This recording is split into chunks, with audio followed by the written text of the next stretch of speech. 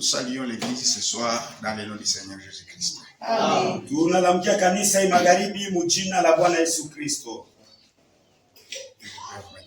Na amealika kusimama.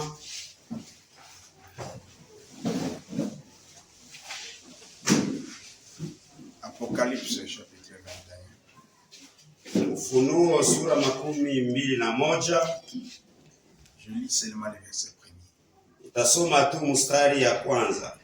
Seigneur Dieu Tout-Puissant, Bwana Mungu muweza wa yote, Créateur des cieux et la terre, muumbaji wa mambingu na dunia, ce soir nous te sommes infiniment reconnaissants. Hii magharibi tunakupitia kabisa asante. Parce que tu as conduit nos pas dans ta maison. Juu uliongoza miguu yetu mnyumba yako. Pour écouter la parole. Juu ya kusikia neno lako. Seigneur, Bwana, seul on ne peut rien faire. Shebenyewe hatutaweza kitu. Nous comptons sur ta grâce. Tunakutumainia na neema Et nous yako. comptons sur ta miséricorde. Na tunatumainia urema C'est yako. pourquoi enseigne-nous ta parole. Jo kwa maana utufundishe neno. Conduis toutes choses pour ta gloire. Ongoza kila kitu Au nom de notre Seigneur mjina la Bwana wetu et Sauveur Jésus. na Mwokozi Yesu Kristo. Amen. Amen. Puis je vis un nouveau ciel et une nouvelle terre. Kisha nikaona mbingu mpya na dunia mpya. Car le premier ciel et la première terre avaient disparu. Kwa maana mbingu ya kwanza na dunia ya kwanza ilipotea.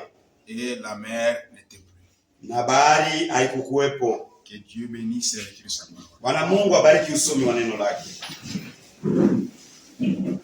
Nous étions en train de parler sur le jugement dernier. Tulikuwa tunasemea juu ya hukumu ya mwisho. Maintenant, nous allons parler sur la nouvelle terre et les nouveaux cieux. Hapa sasa tutasemea juu ya dunia mpya na mambingu mpya. Mais avant d'entrer dans cela, Lakini mbele ya kuingia mwile, je voulais qu'on puisse parler sur l'enfer. nilipendelea tusemee juu ya Gehenna. Si vous lisez la Bible, Kama mnasoma Biblia, par exemple dans Matthieu au chapitre 25, kwa mfano Mathayo sura 25, le verset 46, mstari wa 46, et ceux-ci iront au châtiment éternel, na bataenda mu mapigo ya milele, mais les justes à la vie éternelle. lakini wenye haki kwenye uzima wa milele. On parle d'un châtiment éternel. Banasemea juu ya mapiko ya milele. Et quand vous lisez dans Daniel au chapitre 12, Na wakati mnasoma mu Danieli sura yake ya 12, commençant au verset 2, kuanzia hapa mstari yake ya 2, plusieurs de ceux qui dorment dans la poussière de la terre se réveilleront, bamingi katikati ya bale benye kulala mu mavumbi ya dunia batalamukaka, les uns pour la vie éternelle bamoja kwa ajili ya uzima wa milele et les autres pour l'opprobre, na bengine kwa ajili ya aya, pour la honte éternelle. kwa ajili ya aya ya milele. Et vous verrez dans plusieurs autres écritures, Na mtaona tena mu maandiko yengine mengi par rapport à l'enfer, kuambatana na Gehenna, on parle toujours d'un enfer éternel biko nasemea paka juu ile Gehenna ya milele ou le feu éternel. au moto ya milele. Maintenant, je voulais que nous puissions étudier cela. Sasa nilipenda tupate kujifunza ile. Parce que si nous voulons entrer en profondeur sur l'enfer, Juu kama tunapenda kuingia muupana kuhusu Gehenna, avant l'enfer n'existait pas. mwanzo Gehenna haikuwa keko. Mais quand le diable s'est rebellé, Lakini wakati shetani alitomboka, c'est là que Dieu a créé l'enfer et pour y mettre pour à la fin mettre le diable et ses anges. wakati shetani alitomboka ndio pale Mungu aliumba sasa Gehenna juu ya kusema shetani na malaika wake ndio mlate baweka. Nous revenons dans Matthieu 25 verset 41. Tunarudilia kwa Mathayo 25. Ensuite, il dira à ceux qui seront à sa droite, à sa gauche, retirez-vous de moi, maudits, ondokeni kwangu wenye kulainiwa, allez dans le feu éternel. nendeni mumoto ya milele. Vous voyez, on parle ici d'un fait éternel. Munaona hapa beko nasemea juu ya moto ya milele. Mais regardez la suite. Lakini mwangalie ifuatayo. Qui a été préparé pour le diable et pour ses anges. Yenyewe itarishiwa kwa ajili ya shetani na malaika bake. Dans d'autres versions, on dit qu'il a été créé. Mu matamko, matafsiri nyingine banasema yenye iliyoumbwa. Quelque chose qui a été créé. Kitu kile kenye kiliumbwa. Cette chose a commencé. Kile kitu kilikuwa na mwanzo yake. Et une chose qui commence, na kitu kenye kiko naanza, doit avoir une fin. Kinapasha kuwa na mwisho yake. Parce que frère, jundu, c'est impossible que la chose commence sans avoir la fin.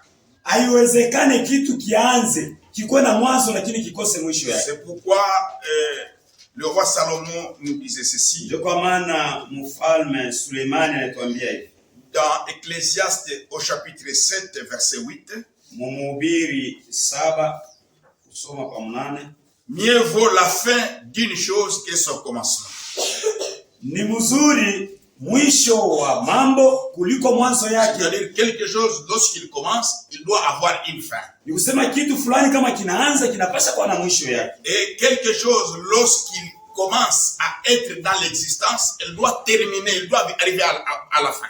Na kitu fulani kenyewe kinakuwa hapo, kinapaswa kuwa na mwisho yake. Mais nous voyons ici, on nous parle d'un enfer qui a été préparé pour les anges et pour les diables. Lakini tunaona hapa wanatuzungumzia juu ya Gehenna yenyewe iliumbiwa kwa ajili ya shetani na malaika. Donc l'enfer ne doit pas être éternel.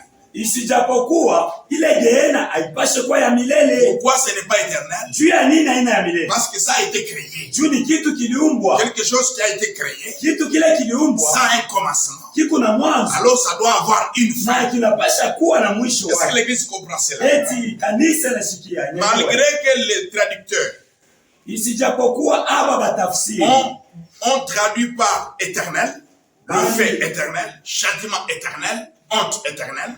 Bali tafsiri kusema aya ya milele, mapigo ya milele. Et Frère Branham dit, na ndugu Branham yanasema, les traducteurs sont entrés dans les mots grecs. Ndugu Branham anasema bale batafsiri baliingia banenda kuona ile tamko ya Kigiriki qui dit aion. Ile wanasema aion.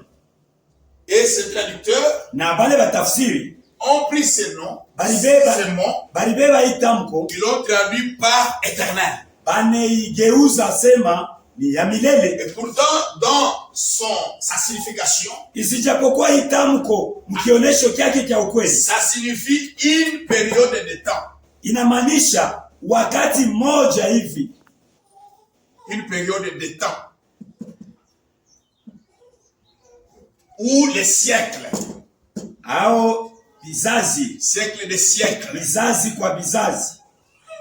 Ce n'est pas éternel. Haina milele. Mais c'est une période de temps. Lakini ni muda moja wakati. Lorsque vous lisez dans la Bible, wakati mnasoma ndani ya Biblia, on parle d'un fait éternel. Eko nasemea juu ya moto ya milele. Ce sont les traducteurs ni bale batafsiri qui ont mal pris ces noms en grec. Benye balibeba hii tamko mubaya mkigiriki. Ils l'ont traduit par éternel. Na banageuza kusema ya milele. Mais l'esprit de la vérité conduit toujours dans la vérité. Lakini roho ya ukweli inaongozaka paka ndani ya ukweli. Quelque chose qui a commencé, kitu fulani kilianza, quelque chose qui a été créé, kitu fulani kenye kiliumbwa, ne peut pas être éternel. Hakiwezi kuwa cha milele. Ça doit avoir une fin. Kinapasha kuwa na mwisho wake. Est-ce que l'église me comprend bien? Eti kanisa linielewa mzuri. Nous avons une seule sorte de vie éternelle. Tuko tuna hali moja ya uzima wa milele. Qu'on appelle en hébreu Zoé. Yenye banaita mkiebrania Zoe. C'est la vie de Dieu. Ni uzima wa Mungu. C'est la personne qui a les Zoé en lui, qui a la vie de Dieu en lui. C'est celui-là qui peut rester,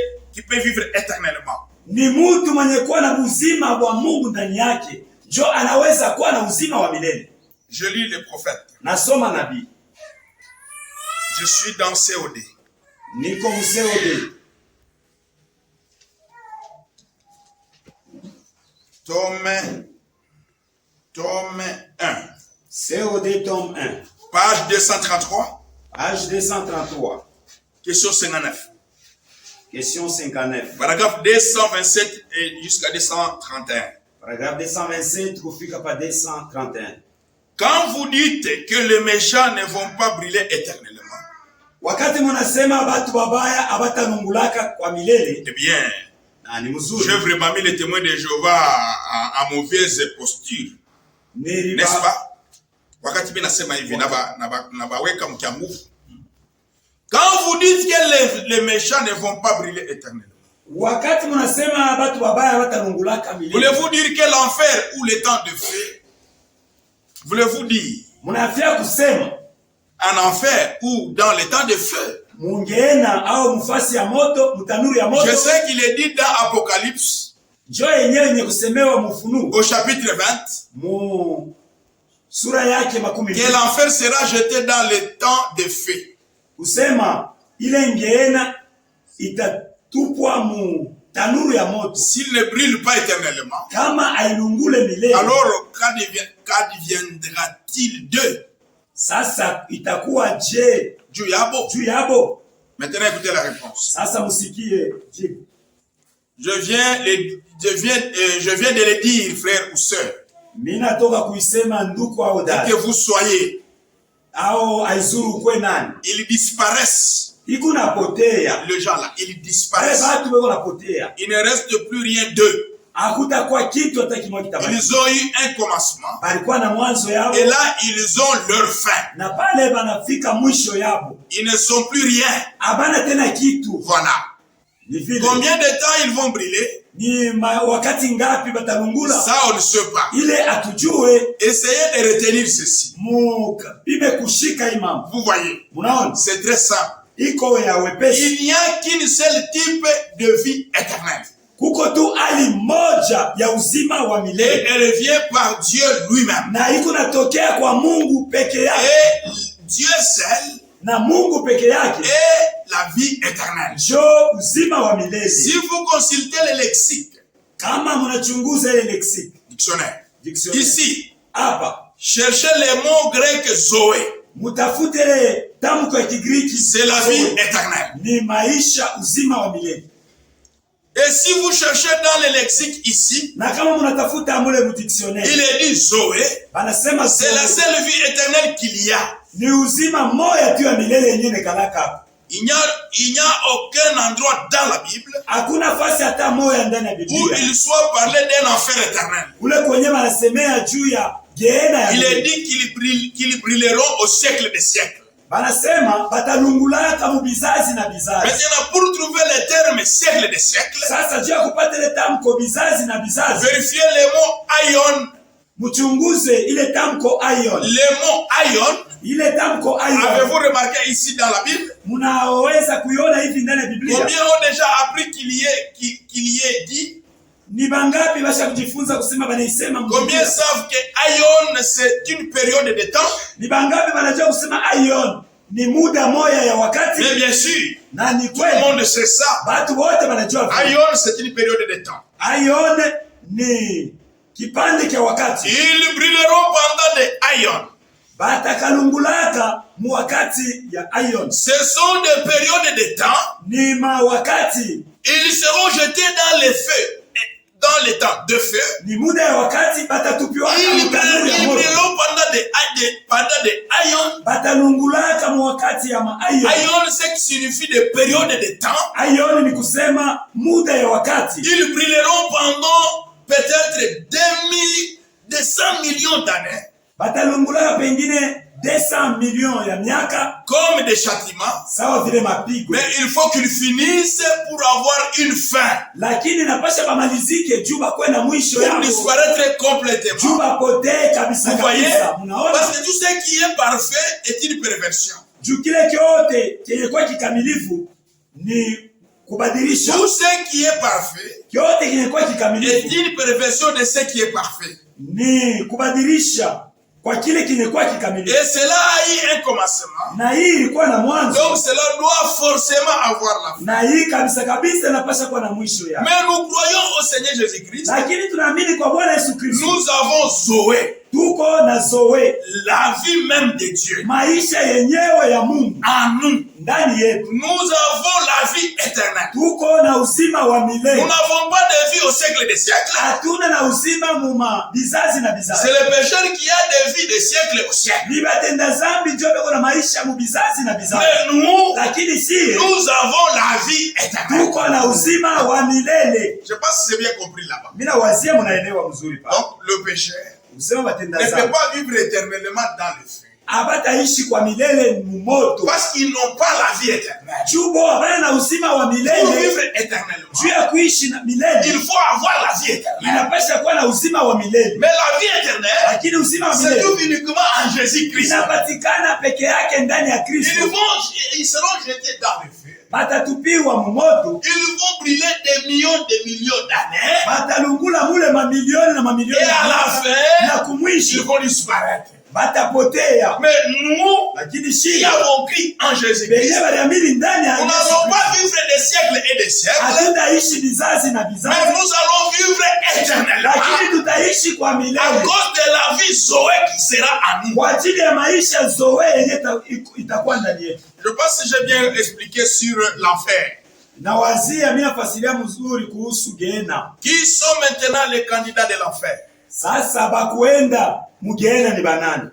Qui sont les candidats de l'enfer? Bakuenda mu Gehenna ni banani? Je vous donne 5 catégories de candidats de l'enfer. Na mipatia hali 5 ya batu wenye bataenda mu Gehenna. Première catégorie, Kiwango kipande cha kwanza c'est dans la guerre d'Armageddon. ni mwile vita ya Armageddon. Apocalypse 19, verset 20. Ufunuo 19 mstari ya 12. Pendant la guerre d'Armageddon, Wakati ya vita ya Armagedoni, et la bête fut prise, na huyu mnyama akachukuliwa et avec elle le faux prophète, pamoja naye nabii wa uongo qui avait fait beaucoup devant elle les prodiges, mwenye alifanya mbele yake mamiujiza ya mingi, par lesquels ils avaient séduit ceux qui avaient pris la marque de la bête. kupitia ile mamiujiza yenye ilitongoza bale walipata alama ya mnyama Et adorer son image. na kuabudu picha yake. Ils furent jetés tous deux vivants Bakatupwa wote bawili bazima dans les temps de feu et de souffle. mule mtanuru ya moto na kibiriti. Donc première catégorie. Ikusema kipande cha watu wa Quand kwanza, l'enfer a été créé, wakati ile Gehenna iliumbwa, personne n'est encore là. mtu hata moya ana La mugehena. première personne qui serait dans l'enfer, Mtu wa kwanza mwenye ataingia mugehena c'est la bête. ni mnyama Et na les faux prophètes. nabii wa uongo. Quand est-ce qu'ils vont entrer dans l'enfer? Ni wakati gani bataingia mugehena? Pendant la guerre d'Armageddon. Mu wakati ya vita ya Armageddon. Ça, c'est le premier candidat de l'enfer. Aba njo batu wa kwanza bataingia mugehena. Le deuxième candidat de l'enfer Batu wa pili benye bataingia mugehena se trouve dans Apocalypse 20, verset 10. banapatikana mu kitabu cha Ufunuo 12 mstari wa 10. Là, c'est après le millénium. Hapa ni kisha millennium, Pendant la guerre de Gog et Magog. wakati ya vita ya Gog na Magog. Apocalypse 20, verset 10. Ufunuo 12 mstari wa 10. Et le diable, Na shetani qui les séduisait, mwenye alikuwa na matongozi fut jeté dans le temps de feu et de souffle, akatupwa mule mtanuru ya moto na kibiriti, où sont la bête et le faux prophète. mwenye kuwa mnyama na nabii wa uongo. Et ils seront tourmentés jour et nuit au siècle des siècles. Ici, on a bien traduit. Na bataangaishwa mule mubizazi busiku na mchana, bizazi na bizazi. Deuxième candidat de l'enfer, Mtu wa pili wa kuingia c'est mgeni Satan. ni shetani. Il sera jeté dans la guerre de Gog et Magog. Atatupiwa wakati ya ile vita ya Gog na Magog. C'est après le millénium. Ni kisha millennium. Troisième candidat de l'enfer Mtu wa tatu wa kuingia mgeni se trouve dans Apocalypse 20, versets 14 et 15. anapatikana mu Ufunuo 12 mstari ya 14 na 15. Apocalypse 20, Ufunuo 12 versets 14 et 15. mstari ya 14 na 15. Et la mort Na lufu et les séjours des morts na makaburi furent jetés dans le temps de feu. ikatupiwa ndani ya tanuru ya moto. C'est la seconde mort, le temps de feu. Njo kifo cha pili ile Troisième candidat, c'est la mort. Na mtu wa tatu kutupiwa muli. Et le séjour des morts. Itakuwa ni fasi ya bafu. La mort. Na kifo. La mort. Kifo. Et le séjour des morts. Nafasi makao ya bafu. Seront jetés dans le temps de feu. Itatupwa momoto.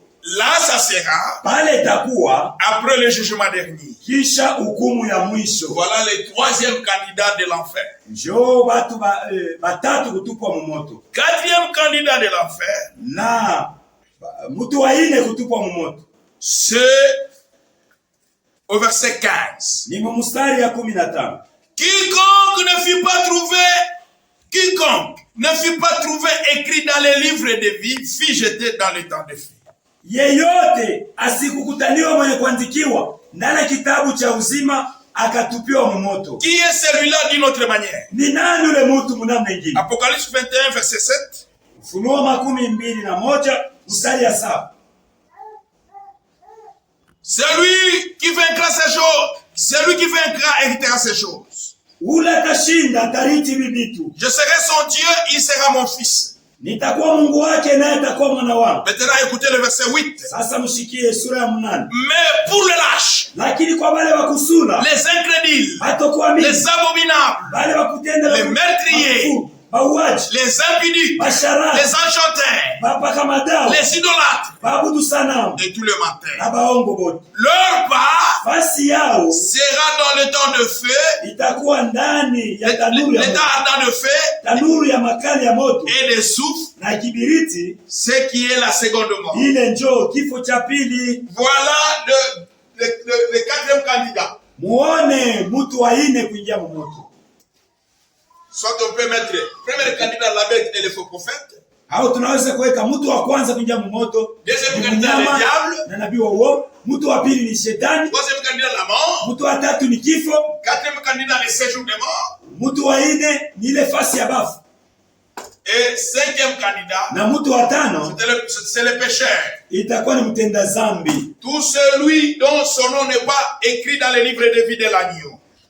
Ule yeyote jina yake itakutaniwa yenye kuandikiwa mkitabu cha uzima, il sera candidat à l'enfer. Atakuwa nafasi yake tout menteur, mgena au muongo, tout voleur, mwizi wote, tout adultère, msharati wote, orgueilleux, mwenye kiburi, tout lâche, mwenye kusula aura sa part dans le feu. Itakuwa ni mtanuru ya moto. C'est là, ile dans le temps de feu, mule mutanuru ya moto, que s'accomplit cette écriture d'Ézéchiel 18. Jo mwenyewe andiko ya Ezekieli 18 itatimilika. Ézéchiel 18. Ezekieli 18. Verset 4. Ezekieli 18 mstari ya 4. Voici, toutes les âmes sont à moi. Tazameni, manafsi yote ni yangu. Ézéchiel 18 verset 4. Ezekieli 18 mstari ya 4. L'âme du fils comme l'âme du père. Nafsi ya mwana sawa vile nafsi ya baba. L'une et l'autre sont à moi. Moja na ingine ni yangu. Et l'âme qui pêche, c'est celle qui mourra. Na nafsi yenye kutenda zambi ni ile ambayo itakufa. C'est là que cette écriture s'accomplit. Jo pale ya andiko itatimilika. C'est pourquoi on dit c'est la seconde mort. Jo kwa maana wanasema njo kifo cha pili. La première mort. Kifo cha kwanza s'accomplit lorsque l'âme quitte le corps. Kinatimilika wakati nafsi inatoka mwili. Et la seconde mort. Na kifo cha pili, c'est quand l'esprit quitte l'âme. Ni wakati roho inatoka munafsi. Et puis ça sera terminé. Pale ni kusema kuna kuisha.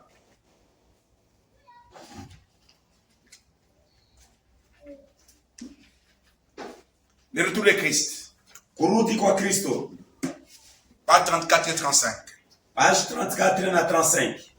Pour les autres, juu ya wengine, la parole de Dieu, neno la Mungu, parle aussi clairement sur ce point. Iko nasema tena waziwazi juu ya imam. Et si quelqu'un n'était pas écrit, n'était pas trouvé écrit dans le livre de vie, na kama mtu mmoja sikukutaniwe anaandikiwa ndani ya kitabu cha uzima, il était jeté dans le temps de feu.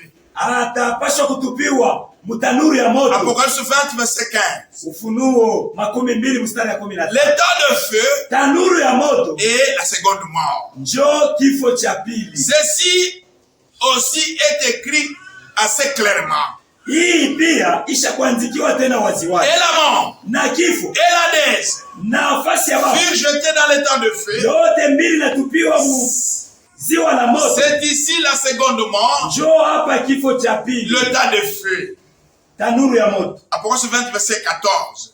Ufunuo wa 12 mstari. C'est là que se trouve déjà la bête et le faux prophète. Njoo mule mnapatikana zamani huyu mnyama na nabii wa uongo, Ainsi que les diables. na shetani pia. Et ils sont tourmentés au siècle des siècles. Na bego nahangaika vizazi na vizazi. Nous ne savons pas pendant combien de temps ils subiront cette peine. Atujue itabeba wakati ngapi mwenye batateswa vile. Cela peut durer des aïons. Ile inaweza kupitisha muda wa aion. Malheureusement, ce mot grec, Isijapo kwa ole, itamko ya Kigiriki aïon, a été traduit par plusieurs traducteurs de la Bible par éternité. aion ilitafsiriwa na wale walitafsiri ba mingi Biblia mkusema ni milele Ou éternel. au milele, Alors qu'il s'agit de siècles. pale beko nasemea ni bizazi. C'est-à-dire que ce mot exprime une période de temps indéterminée. Nikusema hii tamko iko naonesha wakati moja hivi ile abaimalize kuisema. Cependant, Ni pale d'une façon ou d'une autre, munamna moja na nyingine il y aura fin à cela. kutakuwa mwisho kule. Ils vont souffrir, ils vont brûler jusqu'à des millions de millions. Ils auront fin à cela. Batateswa, batalungula, batalia, lakini kumwisho kutakufika paka Et mwisho. l'on n'entendra plus parler dans l'éternité. Na atabashikia tena mu milele. Lorsqu'il s'agit des choses qui ont un commencement Wakati beko nasemea vitu vyenye kuwa na mwanzo, et qui par conséquent doivent avoir une fin. ni kusema vile vitu tena vinapasha kuwa na mwisho. Le mot aïon, Ile tamko ayo c'est-à-dire siècle, ni kusema kizazi est bien choisi. na ni mzuri Kusema kusema miaka na miaka. miaka na miaka. Donc msemo mzuri. S'il s'agit des choses qui n'ont pas eu de commencement, Kama ni kusema ba vitu bila vitu abina na mwanzo, c'est-à-dire des choses qui sont éternelles, ni kusema vitu vyenye kuwa vya milele. c'est alors que le mot éternel ou éternité, ce mot-là est juste. Njoo pale ile tamko milele au milele itakuwa ya De cette manière, mwile na celui qui enseigne que Dieu ne peut pas se tromper, ule unafundisha kusema Mungu hawezi kujidanganya. celui qui est enseigné de Dieu Ule mwenye kufundishiwa na Mungu ne peut pas se tromper. hawezi Même kujidanganya. si les traducteurs de la Bible n'ont pas trouvé les mots appropriés. Hata kama wale watafsiri ya Biblia walishinda tamko ya mzuri. La première mort arrive lorsque l'âme de l'homme quitte son corps. Kifo cha kwanza kikunakuya ni wakati nafsi natoka mwili. Lors de la seconde mort, Mwakati ya kifo cha pili, le souffle de l'homme, le souffle de vie de l'esprit ile pumzi ya roho qui se trouve dans l'âme yenye kuwa ndani ya nafsi retourne à Dieu. inarudia kwa Mungu. C'est là que s'accomplit cette parole de Dieu. Njoo pale natimilika ile neno la Mungu. L'âme qui pêche, c'est celle qui mourra. Nafsi yenye kutenda dhambi njoo iko na kufa. Ézéchiel 14, verset 8. Ézéchiel 18, verset 4. Ezekieli 18 mstari ya 4. Donc, je lis presque tout ce que j'ai expliqué. Nikusema mimi nasoma karibuni vyote vyenye nilisema. Aujourd'hui, Leo il n'y a encore personne qui est en enfer. hakuna tena mtu hata moyo iko mgena. L'enfer est vide. Gena iko wazi. Si tu meurs, tu es péché, Kama unakufa uko mtenda tu dhambi, ne vas pas en enfer. hautaenda mgena. Non, Hapana, tu vas en prison. utaenda mkifungo. On ne va pas te mettre en enfer Abata kuweka mgena avant de t'avoir jugé, mbele ya kukusambisha, avant d'aller en enfer. mbele ya kwenda mgena. Il faut d'abord passer sur le jugement du trône blanc. Inapasha kwanza kupita kuhukumu ya kiti cheupe. Quand on va te juger, Wakati batakuhukumu, c'est après cela ni kisha ile que tu peux aller en enfer. ndio naweza kwenda mgena. Mais aujourd'hui, Lakini leo tu es d'abord en prison, unawekwa kwanza mkifungo, attendant le jugement dernier. kuchungilia hukumu ya mwisho. Est-ce que l'église me comprend bien? Eti kanisa lenyelewa. Si un pécheur meurt, Kama mtenda dhambi un anakufa, voleur, mwizi, une prostituée, dumba, quelqu'un qui refuse la parole, Mtu mwenyewe anakatala neno. si il meurt, Kama yeye anakufa, ne dites pas qu'il est en enfer. usiseme anaenda mumoto. Non. Hapana. Il n'y a personne qui va en enfer. Hakuna mtu anaenda mumoto. Comme il n'y a personne qui va au ciel. Sawa vile hakuna mtu mwenyewe anaenda kumbingu. Quand le pécheur meurt, Wakati mtenda zambi il ne anakufa, va pas en enfer. asiende mumoto. Il va dans un lieu qu'on appelle la prison. Anaenda mufasi ile banaita kifungo. C'est un lieu de tourment. Ni fasi ya mangaiko. Il sera tourmenté. Ataanza Mais kuhangaika. ce n'est pas encore l'enfer. Lakini ile ya kwa moto C'est après la résurrection. ni kisha ufufuko. La résurrection dernière. Ufufuko ya mwisho. Et tous seront au jugement du trône blanc. Na watu wote watakuwa. C'est après ce jugement. Hukumu ya kiti cheupe ni kisha hii hukumu. Que maintenant un pécheur Jo sasa mtenda peut zambi aller en enfer. anaweza kuingia mumoto. Jézabel n'est pas en enfer. Yezabeli ana mumoto. Caïn n'est pas en enfer. Kaina ana mungena. Ton frère païen qui était mort Ule ndugu yako upagano mwenyewe n'est pas en enfer. ashina mungena hapana. Est-ce que l'Église comprend bien? Eti kanisa unaelewa mzuri. Des âmes qui sont en prison maintenant. Manafsi yenye kuwa mkifungo hapa sasa.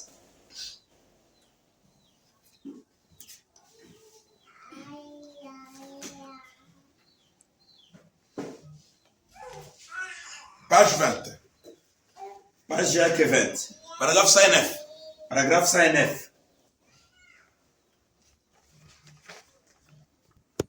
Ce que vous voyez, Ile unaona le jugement, hukumu ce n'est pas maintenant. aina hapa sasa. C'est pourquoi aujourd'hui, Jo kwa maana leo l'homme fait tout ce qu'il veut. mtu anafanya vyote bila anapenda. Le jugement, ce n'est pas maintenant. Hukumu haina hapa sasa, Mais le jugement lakini hukumu viendra. itakuyaka. Le jugement, Hukumu ce n'est pas maintenant. haina hapa sasa, Et il n'y a pas d'enfer qui brille maintenant. na hakuna geena yenye kuna waka hapa sasa. Si quelqu'un vous dit, Kama mtu mwana niambie, cet homme huyu mtu est maintenant dans un enfer qui brille, eko hapa sasa mu geena yenye kuwaka moto, c'est faux. ni vya bongo. Cet homme est maintenant dans l'enfer qui brille, Huyu mtu eko hapa sasa mu geena yenye kuwaka, c'est faux. ni bongo. Voyez, Munaona un juge sur cette terre mwamuzi wa pai dunia est assez juste pour ne jamais condamner un homme avant qu'il soit passé en jugement. mwamuzi wa pai dunia eko mwenye haki sana. Munaona kusema hawezi kufunga mtu bado kabla asija msambisha De pa. même Dieu Namna moja ne moja jettera jamais un homme dans la fournaise ardente ashita tupaka mtu mutanuru ya moto avant qu'il ait d'abord été condamné mbele apite mkisambo par les lois même de Dieu. ahukumiwe na masheria ya Mungu. Il a rejeté la miséricorde. Alikatala rema ya Mungu. Donc vous voyez, Basi munaona il devra d'abord être jugé ilipendeza kwanza wamhukumu et son procès, na kisambo ya c'est au jugement du grand trône blanc. ni kule kuhukumu ya kiti kikubwa cheupe. Mais maintenant, Lakini hapa sasa il est dans un lieu appelé une prison. eko fasi moya ile banaita kifungo. Est-ce que l'Église me comprend bien? Eti kanisa nanyelewa mzuri, C'est clair. iko wazi. Nous savons où vont les païens. She tunajua wapi mapagano bakikufa kule banaenda. Nous savons où vont les saints. Tunajua kule kumunenda watakatifu. Les dénominations, Ba madhehebu lorsque quelqu'un meurt, wakati mtu mwana kufa avec le chanvre sur la bouche, na tumbako kwa kinywa yake il va à l'enfer. anaenda mugena, Mais nous savons qu'il n'est pas en enfer. lakini she tunaweza kusema ana mugena. Aujourd'hui, à l'enfer, il n'y a personne. Leo mugena muna mtu atamwe, Mais ils vont dans un lieu qu'on appelle la prison. lakini beko naenda fasi moja banaita mkifungo. Là aussi, Mule na mo ils souffrent beaucoup. beko nahangaika sana. Frère Branham est allé là-bas un jour. Ndugu Branham anaendaka mwile fasi siku moja, Attaqué prophète. sawa vile nabii. Dieu l'a amené là-bas. Mungu alimpeleka Pour qu'il kama puisse voir juu apate kuona l'état hali de la prison. ya kifungo. Il dit, je descendais dans une fosse. Anasema nilikuwa nashuka mshimo mmoja, C'était très noir. ilikuwa ni ngiza. J'entendais le hurlement les hurlements des gens. Nilikuwa nasikia msemo ya batu. Je descendais, je ne faisais que descendre. Nilikuwa niko paka Dans nashuka toute vitesse. muharaka sana. J'ai crié, Nilianza kulalamika, Papa! Baba. Il dit là, il n'y avait pas de papa. Asema kule kukalake mambo ya baba. Maman. Il n'y avait pas de maman. Akukwe mambo ya mama. Dieu. Mungu. Il n'y avait pas Dieu. Hakuna mambo ya Mungu. Alors il a dit Seigneur. Alisema Bwana. Si seulement tu me fais quitter dans ces ans, je te servirai. C'est là qu'il a vu des femmes maquillées comme Jézabel. C'est pour nous interdisons à nos sœurs de se maquiller. C'est un endroit terrible. Ça c'est la prison. C'est là où vont tous les morts païens. Ils sont là jusqu'à quand? Jusqu'à après le millénium. C'est maintenant il faut rester au jugement de trône. On va les juger. Et maintenant ils seront jetés dans l'enfer. Et dans l'enfer, c'est un feu qui brille. Ils sont là des années en train de briller sans mourir. Des millions d'années en train de briller. Jusqu'à ce qu'ils vont expirer. Ils ne vont pas vivre éternellement dans le feu. Pourquoi? Parce qu'ils n'ont pas la vie éternelle. Pour vivre éternellement, il faut avoir la vie éternelle. Nous connaissons le plan. Pourquoi? Parce que Dieu nous a envoyé un prophète. Tout le plan nous a été étalé. C'est vrai. Maintenant, le nouveau cieux et la nouvelle terre.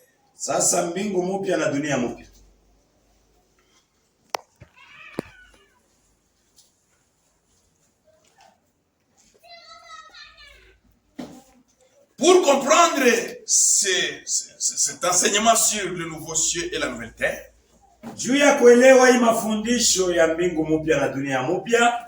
devons aller directement à la création de Dieu. Dans Genèse 2, au verset 2, Dieu acheva au 7e jour son œuvre. Mungu akamaliza musiku ya 7 makazi qu'il avait faite yenye alifanya, et se reposa au 7e jour. Il se reposa au 7e jour de toute son œuvre qu'il avait faite. Akapumzika musiku ya 7 kumakazi yake yote alifanya. Pour comprendre cette histoire, juu ya kuelewa hii historia, de nouveaux cieux mambingu mpya et de nouvelles terres, na dunia mpya, la création, nous devons aller à la création. Tunapasha kurudilia kumaumbile. Dieu a créé le ciel et la terre. Mungu aliumba mbingu na dunia. Pendant 6 jours. Kadiri ya siku 6. Dieu crée. Mungu ako naumba. Dieu était à travail. Mungu alikuwa mkazi. Et le 7e jour, na siku ya 7, Dieu se repose. Mungu akapumzika. Les jours de la création de Dieu, masiku ya uumbaji wa Mungu, sont en rapport avec le jour du plan de la rédemption, le jour du plan de la rédemption ou de l'humanité. Le jour de la création de Dieu, masiku ya uumbaji wa Mungu, sont en rapport avec le plan, le jour du plan de Dieu pour l'humanité. Na masiku ya mambo ya Mungu juu ya binadamu. Dieu a travaillé pendant 6 jours. Mungu alitumika kadiri ya siku 6. 7e jour, siku ya 7, c'était le repos. Ilikuwa ni mapumziko. Ainsi, na hivi, dans le plan de l'humanité, ndani ya mapu ya binadamu. Le plan de Dieu pour l'humanité. Ndani ya mambo ya Mungu juu ya Dieu binadamu. doit faire la même chose. Mungu anafanya kufanya namna moja. Il doit travailler pendant 6 jours. Anapaswa kutumika kadiri ya siku 6. Pour se reposer le 7e jour. Juu apumzike siku ya 7. Maintenant, quels sont les jours de Dieu? Sasa gani njo masiku ya Mungu? Si nous lisons dans Psaume au chapitre 90. Kama tunasoma Mzaburi sura 90. Verset 4. Zaburi sura 90 mstari ya 1. Car 1000 ans sont à tes yeux comme les jours d'hier. Kwa maana miaka 1000 iko kwako kama vile siku ya jana. Dans 2 Pierre au chapitre 3 verset 8. Petro ya pili sura ya 3 mstari ya 8. 2 Pierre. Petro wa pili. Chapitre 3 verset 8. Sura yake ya 3 mstari ya 8. Car il est une chose bien-aimée. Kwa maana kuko kitu kimoja que vous ne devrez pas ignorer. Kile kenye atupashe kutokujua. C'est que devant le Seigneur. Ni kusema mbele ya Bwana. Un jour. Siku moja. Est comme 1000 ans. Iko kama miaka 1000. Et 1000 ans. Na miaka 1000 sont comme un jour. Iko kama siku moja. Vous verrez que. Mutaona kusema. À la création nous allons parler des jours. Kumaumbile tulisemea juu ya siku. Mais dans le plan de Dieu pour l'humanité nous allons parler de 1000 ans. Lakini ndani ya mapu ya Mungu juu ya maumbile tunasemezea juu ya miaka 1000. Un jour d'après Dieu. Siku moja kufuatana na Mungu. Ce 1000 ans. Ni miaka 1000. 1000 ans. Miaka 1000 c'est un jour. Ni siku moja mbele ya Mungu. C'est pourquoi vous allez voir. Jo kwa maana mtaona. Dans le plan de Dieu pour l'humanité. Ndani ya mapu ya Mungu juu ya binadamu. D'Adam. Kutokea Adamu. À Abraham. Kufika Abraham. Il y eut 2000 ans. Palikuwa miaka 2000. C'est-à-dire, ni kusema comme 1000 ans est égal à un jour, sawa vile miaka 1000 ndio siku moja. C'est-à-dire, il y eut 2 jours passés. Ni kusema pale palapita ni siku mbili. D'Abraham tokea Ibrahim jusqu'à Christ. Kufikia peko Kristo. Il y a aussi 2000 ans. Alikuwa tena 2000 ya miaka. Ou 2 jours. Au siku mbili. De Christ. Tokea peko Kristo. Jusqu'à son retour. Paka na pale Kristo atarudia. Devrait aussi se passer 2000 ans. Palipasha papite tena miaka 1000. Ou 2 jours. Au siku mbili. Maintenant, si vous comptez. Sasa kama mnahesabu. D'Adam. Tokea Adam. Jusqu'au retour de Christ. Paka na kurudi kwa Kristo. Il y aura. Patakuwa 6000 ans. Miaka 6000. Ou 6 jours. Au siku 6. Les 6 jours dont Dieu a travaillé. 6,000 yenye Mungu. Au siku 6 yenye Mungu alipumzika. Et le 7e jour. Na siku ya 7. Que Dieu se reposa. Yenye Mungu alipumzika. Selon Genèse 2 verset 2. Kufuatana na Mwanzo sura ya 2 mstari ya 2. C'est le type du millénium. Ile ni mfano ya millennium. Est-ce que l'église me comprend bien? Kusema kanisa nielewa. Le 7e jour. Hii siku ya 7. C'est le type du millénium. Ni mfano ya millennium. Je lis d'abord le prophète. Nasoma kwanza nabii. Je suis dans la demeure future. Niko mu makao ya kimbele.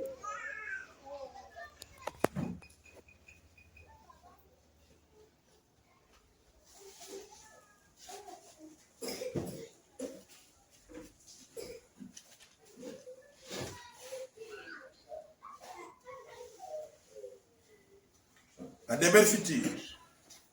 La demeure future. Paragraphe 235. Paragraphe 235. Vous voyez. Unaona? Le 8 ne peut pas être compté dans la semaine. Herufi ya 8 haiwezi kuhesabiwa mjuma. Nous avons 7 jours dans la semaine. Tuko na siku 7 ndani ya juma moja. Il n'existe pas un 8e jour. Akuikarake siku ya 8. Et vous remarquez, Dieu a travaillé pendant 6 jours. Na mkiona mzuri Mungu alitumika siku. Il arrive le 7e jour. Anafika siku ya 7 anapumzika. Le 8e jour n'existe pas. Siku ya 8 ikalake eko. Est-ce que vous voyez cela? Eti na mwa mnaona ile? Voyez. Mnaona? On ne peut pas compter ça. Abezi kuhesabu hii. 8 jours dans la semaine. Siku 8 ndani ya juma. Ce n'est pas possible. Haiwezekani. Vous voyez? Mnaona? Parce qu'il n'y a que 7 jours dans la semaine. Dans cette semaine. Kuko tu siku 7 ndani ya juma moja. Comptez ça comme vous voulez. Mhesabu ile kama vile mnapenda. Le dimanche c'est le premier jour de la semaine. Mjuma ndio siku ya kwanza ya juma. Vous voyez? Unaona? Vous en comptez 7. Mutahesabu 7. Et puis vous devez revenir et recommencer. Na kisha mnapaswa kurudia na kuanzurura. Vous en comptez 7. Mnahesabu 7. Vous revenez et vous reprenez. Kisha mnarudia tena mnanzurura. Vous voyez? Unaona? Et nous, on a vécu tous ces types. Na shie tuliishi ima mifano yote. Ici. Hapa. Seulement quand on arrive au 8e, ni wakati tu tunafika kuya 8, vous entrez dans l'éternité. Munaingia mu milele. Vous ne venez pas par des lois et par des rituels et des ordres.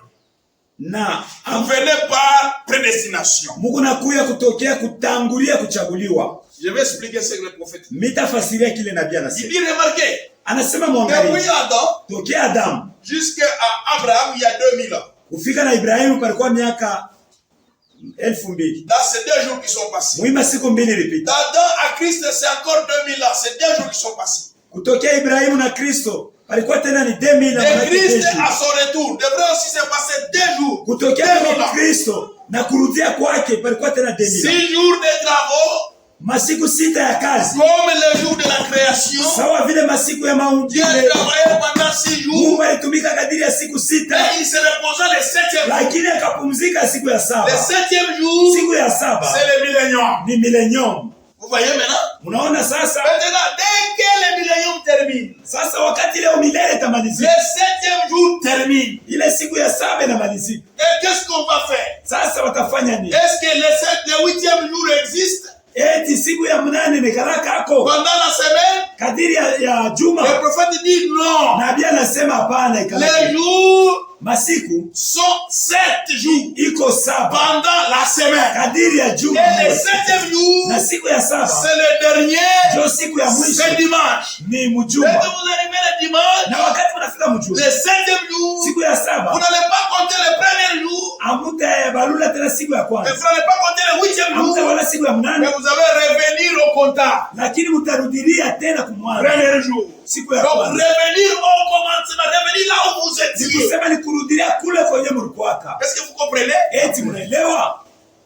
Donc quand nous sommes au millénium, nikusema wakati tutakuwa millennium, nous sommes dans le 7e jour. Tuko msiku ya 7. Quand le 7e jour va terminer, wakati siku ya 7 itamalizika, nous devons retourner là où on était au commencement. Tunapaswa kurudilia kule tulikuwa kwa mwanzo. C'est dans l'éternité. Ni mu milele.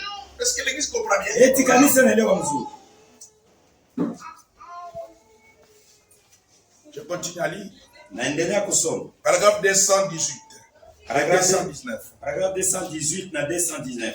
Toujours la demeure future. Akamu la demeure future.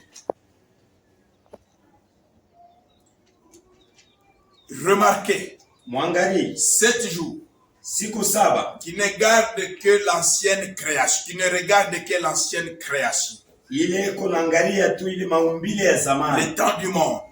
Wakati ya dunia. 7 jours. Siku 7. C'est le millénium. Ni millennium. Le jour du repos. Siku ya mapumziko. Comme Dieu a travaillé 6 jours. Sawa vile Mungu alitumika siku 6. Et qu'il s'est reposé le 7e jour. Na akapumzika siku ya 7. L'église travaille 6 jours. Kanisa kunatumika siku 6. Et se repose le 7e jour. Na iko napumzika siku ya 7. C'est pourquoi nous sommes dans les derniers jours. Ndio kwa maana tuko msiku ya mwisho, masiku ya mwisho. Les dernières heures, les derniers âges de l'église. Kizazi kia mwisho. Mais on est encore dans le matin. Lakini tuko tena mwakati. Parce que dans le millénium, le matin existe. Juu mule mu millennium wakati kwa. Je ne parle pas ici, je ne parle pas de ce qui est éternel. Mishi seme hapa kubile benye kwa bya milele. Mais vous voyez, 8 jours ça n'existe pas. Siku 8 ikalake. On retourne de nouveau au premier jour. Banarudilia tena kumwanzo. Vous voyez? Unaona? Le premier jour. Siku ya kumwanzo. Donc vous comprenez que nikusema mtaelewa kusema. Après le millénium, kisha millennium. C'est là où il y a la Jérusalem céleste. Donc kule kuko Yerusalemu ya mbingu. Vous voyez? Unaona? Après ça, kisha hii. Dès que 1000 ans terminent, kisha kama miaka 1000 inaenea, nous commençons l'éternité. Tunaanza umilele. L'éternité pourquoi? Umilele juu. Parce que c'est là où on était. Juu ndio kwenye tulikuwaka.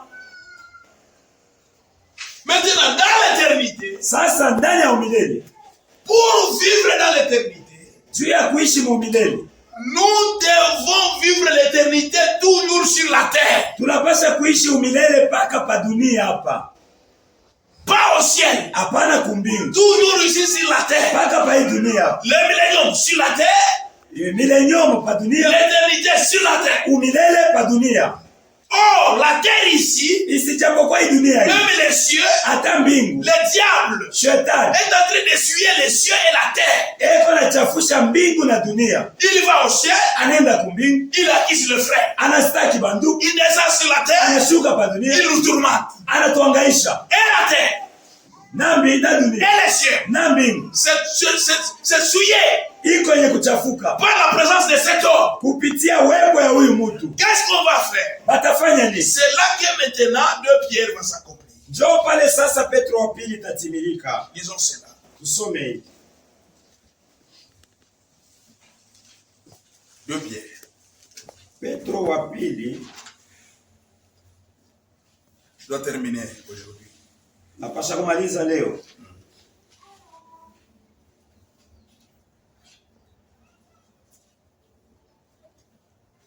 De Pierre. Petro wa pili.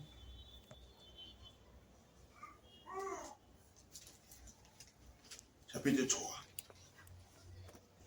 Sura ya 3.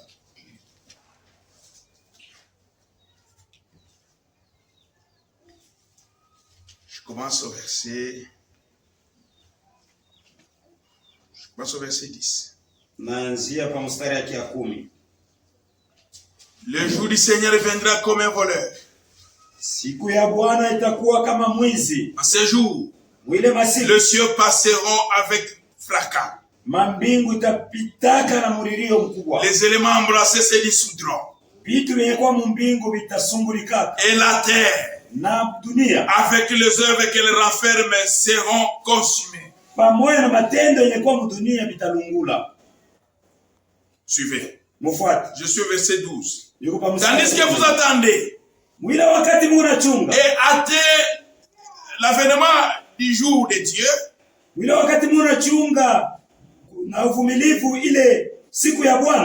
à cause duquel le ciel enflammé se dissoudront, et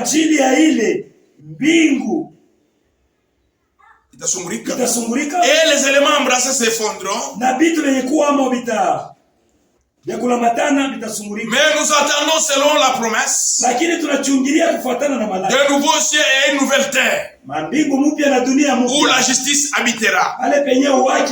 C'est pourquoi, bien-aimés, en attendant ces choses, appliquez-vous à être trouvé par lui sans tâche, mujifunze kukutaniwa naye bila taka et irrépréhensible dans la paix. Na bila kemeo ndani ya salamu. Maintenant, sasa remarquez, mwangalie, Jésus dit, Yesu anasema, la terre et les cieux passeront, mbingu na dunia vitapita, mais mes paroles ne passeront jamais. Lakini maneno yangu haitapita kama. Et quand nous lisons maintenant l'apôtre Pierre, sasa kama tunasoma mtume Petro, il nous dit la terre et les cieux, les éléments de la terre se dissoudront. Asema mbingu na dunia na vitu vya dunia vyote vitasungulika. Maintenant, quand il dit en attendant, nous attendons la promesse, le nouveau ciel et la nouvelle terre. Anasema tunachunga sasa malako, mbingu mpya na dunia mpya. Maintenant, si vous comprenez, kama mnaelewa par ces écritures, kupitia maandiko, c'est comme si cette terre ici va passer. Ni kama vile hii dunia tuko hapo itapita. Et le ciel va passer. Na hii mbingu tu unaona nayo itapita. Dieu va créer un autre ciel. Mungu ataumba mbingu mpya. Et une autre nouvelle terre. Na dunia mpya nyingine. Dans laquelle nous allons régner. Ndani ya ile tutatawala. Dans l'éternité. Milele. Ce n'est pas ça. Haina vile. Suivez, c'est là que je vais continuer. Mfuate mzuri ni pale ndio utamalizia. Le prophète va expliquer. Nabii ataifasiri.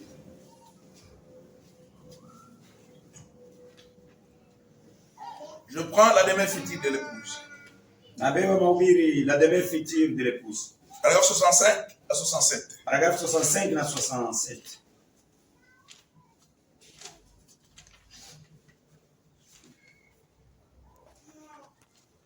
D'après ces passages, kufuatana na hii andiko, l'écriture que nous venons de lire dans 2 Pierre. Andiko yetu tunatoka kusoma mu Petro wa pili. Quelqu'un pourra penser, Mtu mmoja anaweza kuwazia ou bien être emporté à croire que au kubebewa mkuwaza kusema la planète tout entière, hii planeti yote mzima, cette terre, hii dunia sera détruite. itaribishwa.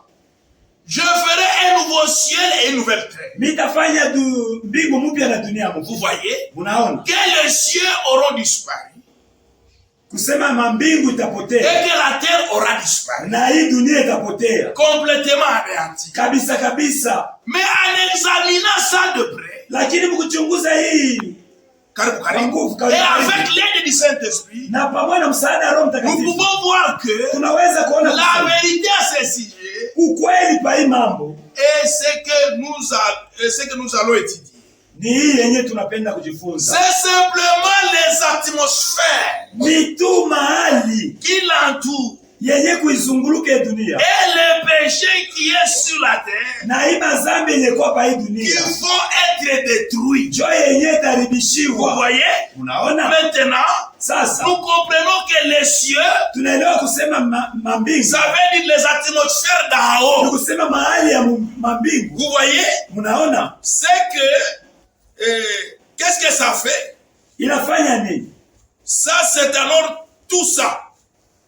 Les chardons, la maladie, la mort, la politique, les péchés, et les pécheresses, et les mauvais esprits. Tout ça aura disparu.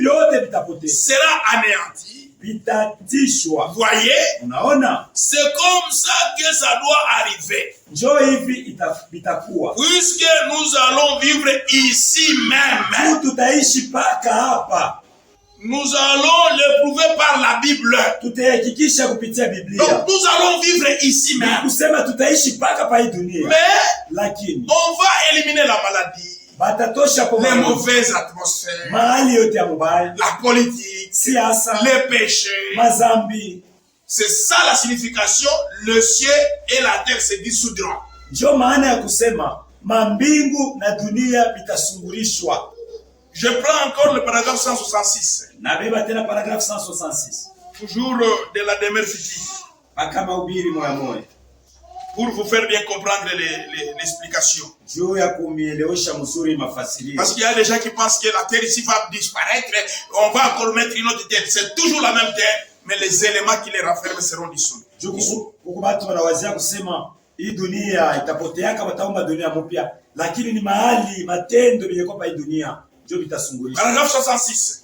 Paragraphe 66. Remarquez ici. Mwangalia. Certains d'entre vous, pamoja katika les spécialistes de la Bible, bale wenye kujua sana et en particulier le docteur Dan, na bale ba en particulier le docteur Dan, mupeke ule docteur Dan qui me regarde, mwenyeko na nyangalia. Regardez dans Pierre au chapitre 2. Mwangalie mu Petro sura ya là au chapitre 3. Mule sura ya 3.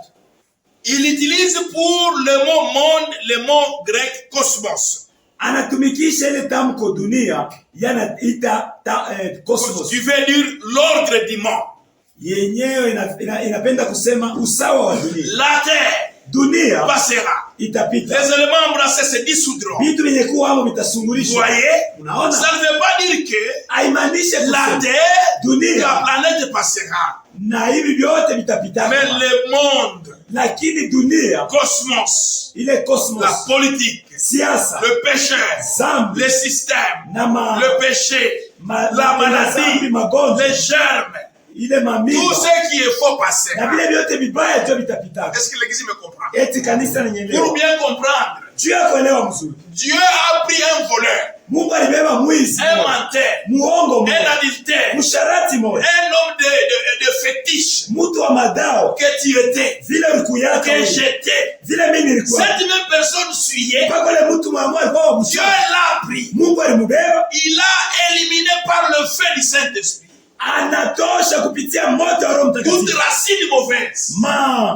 Mizizi yote ya mubaya. Et cette personne na ule mtu qui était mauvaise mwenye alikuwa mubaya est devenu maintenant anakuya une sasa nouvelle créature. kiumbe Ce kipya. n'est pas que Dieu a créé une autre personne, Haina kusema Mungu aliumba mtu mais mwingine, c'est la même personne. lakini ni mtu mmoja. L'ancienne est là, Ule mtu wa il est zamani purifié, anatakasiwa, elle est devenue une nouvelle créature. anakuwa kiumbe Est-ce kipya. que l'Église comprend bien? Eti kanisa C'est lilo. comme ça que Dieu prendra Jo vile Mungu ce atabeba même cieux, mbingu moya moja, cette même terre, hii dunia moya moja, purifiée anaisafisha, et éliminer tous les systèmes de sang. anaharibisha hali mubaya yote ya dunia, Brûler ça, anavichoma, purifier ça, anatakasa et hivi, faire maintenant un nouveau cieux na anafanya mbingu mpya et une nouvelle terre. na dunia C'est mpya. dans cela que nous allons vivre Ni éternellement. mpaka ile dunia ndio tutaishi milele. Est-ce que l'Église comprend bien? Eti kanisa naelewa, Une mort et une vie sans péché, sans maisha mort, bila dhambi, sans souffrance, bila kifo, sans bila maladie, mateso, bila magonjwa, éternellement